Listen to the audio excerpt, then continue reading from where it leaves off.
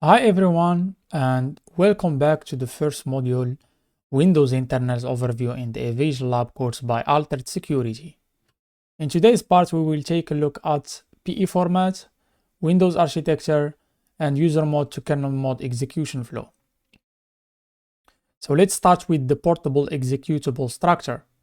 The PE structure is the file format used for executables, .exe, dynamic link libraries, .dll, and system drivers, .sys in Windows.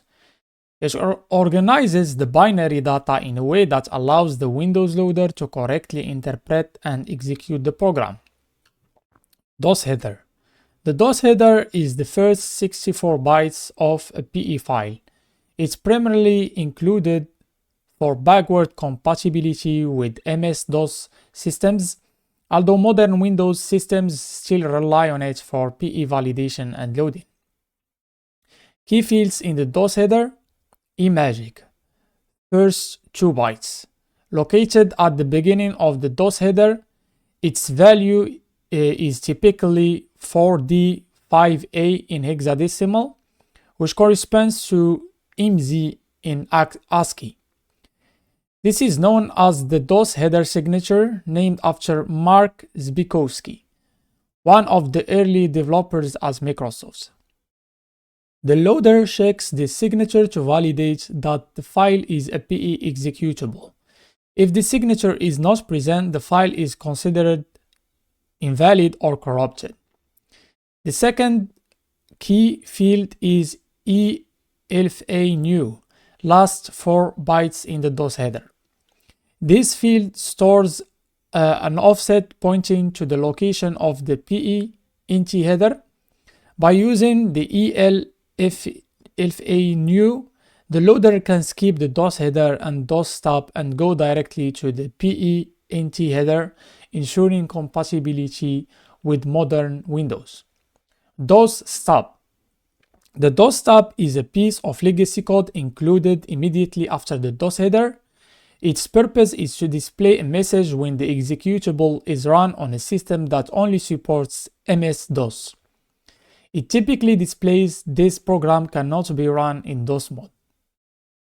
INT or PE header.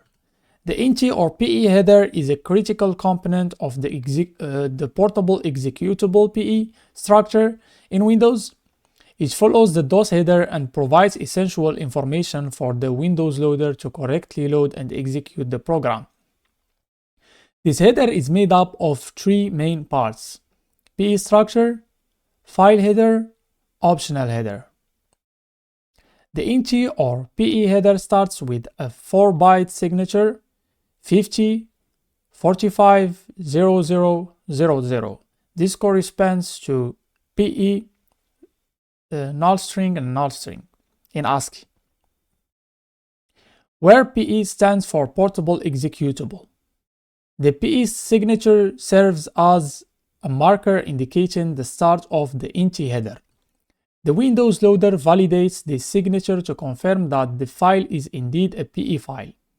If the signature is missing or incorrect, the file is considered invalid or corrupted. The file header follows the PE signature and is 20 bytes long. It provides general information about the PE file, including architecture type, number of sections, PE characteristics, size of optional header. Architecture type specifies whether the file is for x86 32 bits or x64 64-bit systems. Number of sections indicates how many sections, .txt, .data, .resources, etc. are present in the PE file. PE characteristics describes various properties such as executable file or DLL. Size of optional header specifies the size of the optional header, which follows the file header. The optional header immediately follows the file header and contains vital information for the loader to map the PE file into memory, like magic field. This field identifies the target architecture, It determines whether the executable runs in 32-bit or 64-bit mode. Address of entry point holds the relative virtual address of the entry point, which is where execution starts. Size of image indicates the total size of the PE file when loaded into memory. Subsystem specifies the type of subsystem the executable will run under. Is it a console application or a GUI application? The data directory is the last member of the optional header in the portable executable structure. It provides a roadmap to important tables and data structures used by the executable. It's defined as an array of image data directory structures, which, with each entry pointing to a specific resource or table in the PE file. The data directory enables the Windows Loader to locate and resolve dependencies, resources, and runtime information. Key entries in the data directory are: at index 0 of the data directory table, we have export directory. That points to the export table, which lists all functions and variables that are exported by the executable. At index 1 of the data directory table, we have import directory. That points to the import table, which lists all functions and variables that the executable imports from other DLLs. Section headers. The section headers follow the INTI headers and are represented by an array of image section header structures. Each section contains a specific type of data, such as code, initialized data, uninitialized data, resources, or relocation information. Common sections include .txt, contains executable code, .data, stores initialized global and static variables, .rdata, contains read-only data, such as constants and import tables, .resource, holds resources like icons, images, and dialogues, .reloc, used for address relocation when the executable is loaded at different base address. Key fields in section headers. Size of raw data specifies the size of the section in the file. Virtual size indicates the size of the section in memory when the executable is loaded. Virtual address stores the relative virtual address of the section in memory. Characteristics defines the memory access rights for the section, specifying its read, write, and execute permissions. Now let's take a look at sections.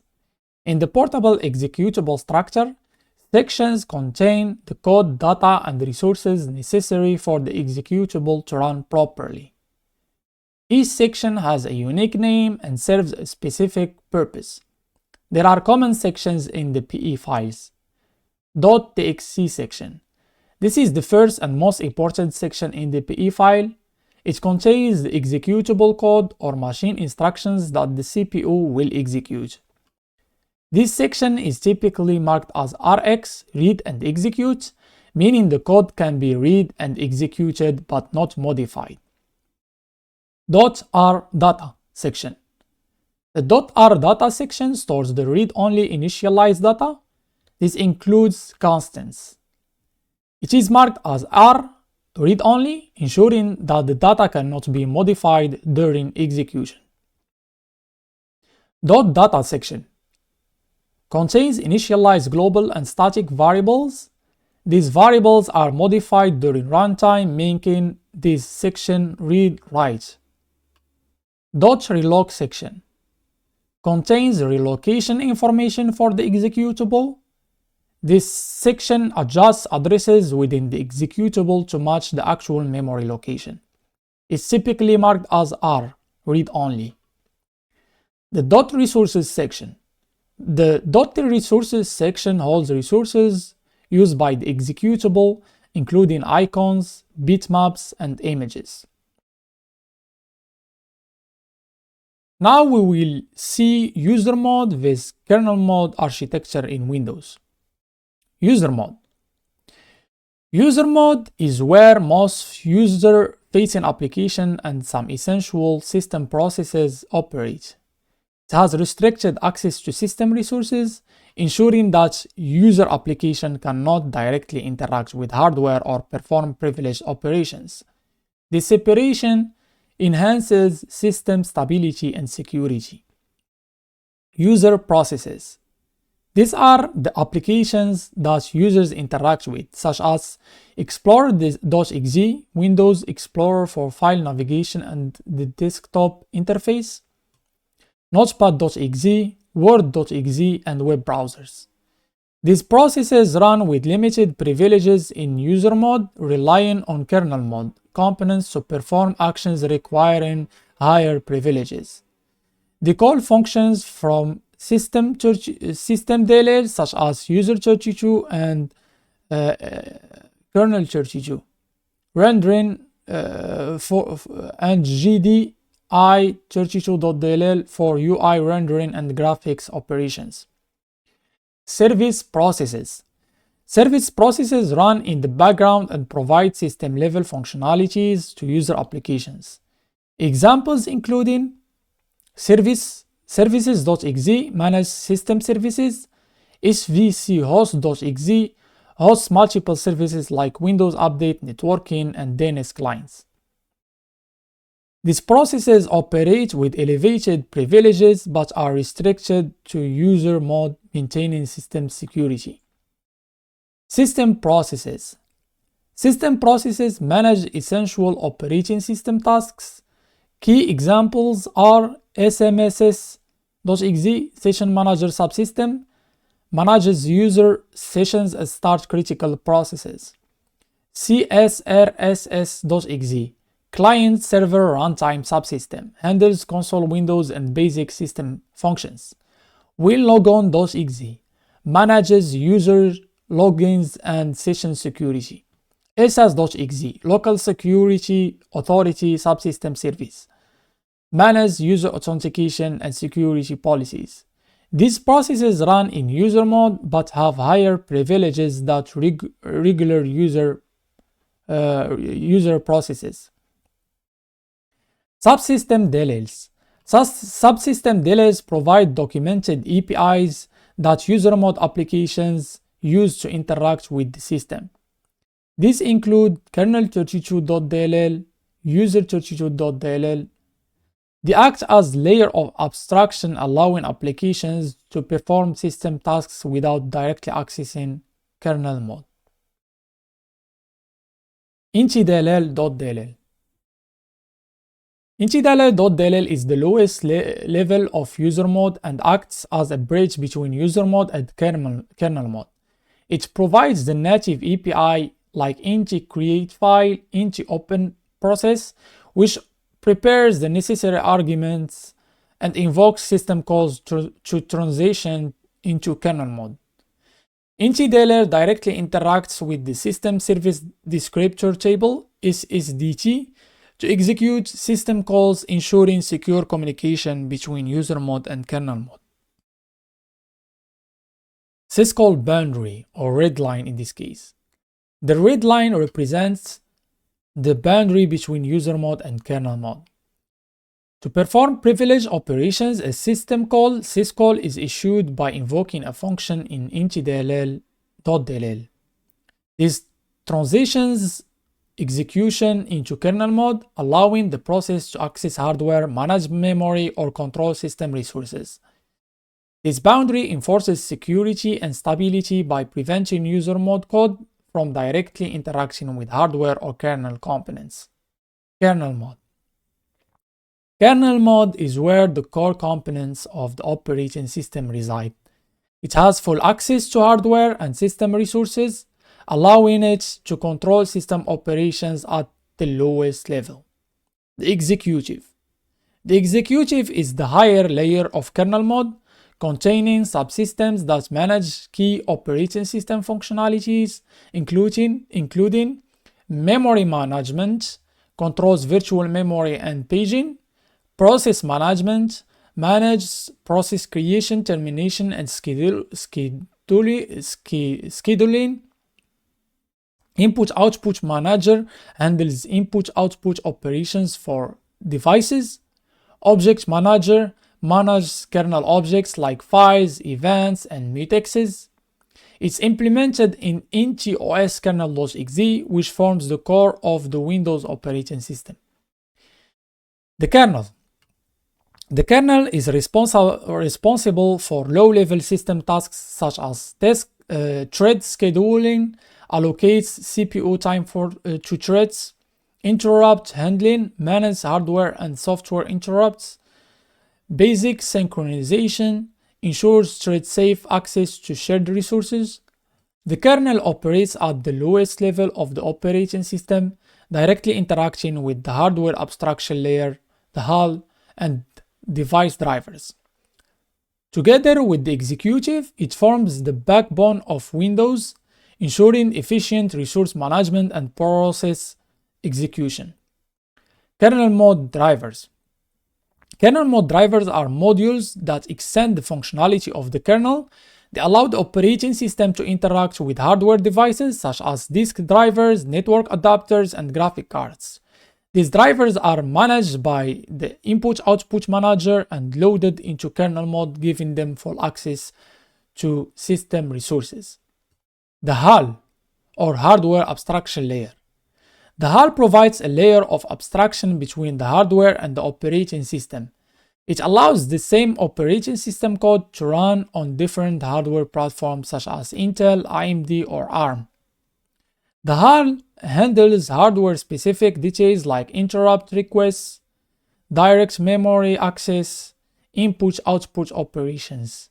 By abstracting hardware details, the HAL simplifies driver development and ensures compatibility across multiple devices. The hardware. At the base of the architecture is the hardware layer, which includes CPU, memory, storage devices, network adapters, and peripherals. The kernel mode drivers, and HAL work together to interface with the hardware, ensuring that the operating system can control and utilize system resources efficiently. Now let's take a look at user mode to kernel mode execution flow. In this example, we will show you how an execution flow is done in Windows. It depends on the context and the function executed from user mode, but the concept is similar. The example that I'm picking is how a user mode application is communicating with a driver. How an application is sending data to a driver in order to perform an operation in kernel level. To communicate with kernel mode drivers, we need a handle to that driver's device. So let's say we already created a handle to that driver's device using createFile function and use that created handle to send data to the specific driver. For that, an application will call device.io-control, which is exported by kernel32.dll, which will forward the execution to kernel-base.dll, where the real implementation of device.io-control exists. This function will prepare arguments and then call into device.io-control file inside intdll.dll. That is a wrapper or the syscall stub that prepared the actual valid arguments that the kernel needs in order to perform the action. It's quite similar between the entire Inti APIs, which represent the native APIs. Its stub is moveEX syscall number, which is a quite similar stub across all native APIs. Only the syscall number that will differentiate a native API from others. Almost all native APIs are undocumented APIs, but some of them are documented and including this API into device.io-control file. Note that not all the API are ended up into the kernel, but only the heavy operations like communicating with drivers, allocating RAM memory, creating a process or thread, and etc. But some normal operations like some mathematical operations are done from user mode. Then this API is invoking the syscall instruction to switch the thread context from user mode to kernel mode. Then something called SSDT, System Service Descriptor Table, is used by the kernel that is using the value of EX register that is holding the syscall number, and it's using that index to identify the real inti-device IO control file kernel function inside inti-OS kernel.exe. This function has the same parameters as the one in inti.dll from user mode. So in this case, the inti-device IO control file have all the information passed from user mode about the driver, including the device driver and the type of function to execute in the driver. All those information are handled by a manager called input-output manager. And specially, those information are passed to its function called EOXXX control file that will create an ERP input-output request packet, which is a structured way for Windows to pass input-output requests from user mode to kernel drivers. The ERP contains all necessary information, including the request type, target device, and input-output buffers. The kernel driver parses this ERP to determine what operation to perform and invokes the appropriate handler. This allows user mode applications to communicate with kernel mode drivers in a unified way. Finally, using the information embedded in the ERP, the driver will perform the required tasks. Now let's use IDA to load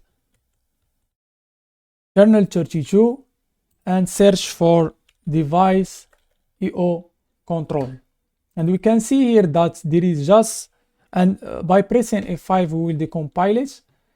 We can see here just the device IO control wrapper that will call the device IO control inside kernel base. Now let's load kernel base and search for device, the real implementation of device IO control. Click on it and we can see this is the implementation, the real code of device IO control that will call later inti-device IO control file inside inti.dll as we saw. Now let's load inti.dll and search for inti-device IO control file. And we can see that it's preparing the syscall number, which is 7 for inti-device IO control, the syscall number for inti-device IO control, and puts it in EX and then call the syscall so that the thread will switch to kernel mode. And the inti-device IO control kernel function, the kernel version of inti-device IO control will be executed. So for that, let's load the inti-OS kernel and search for inti-device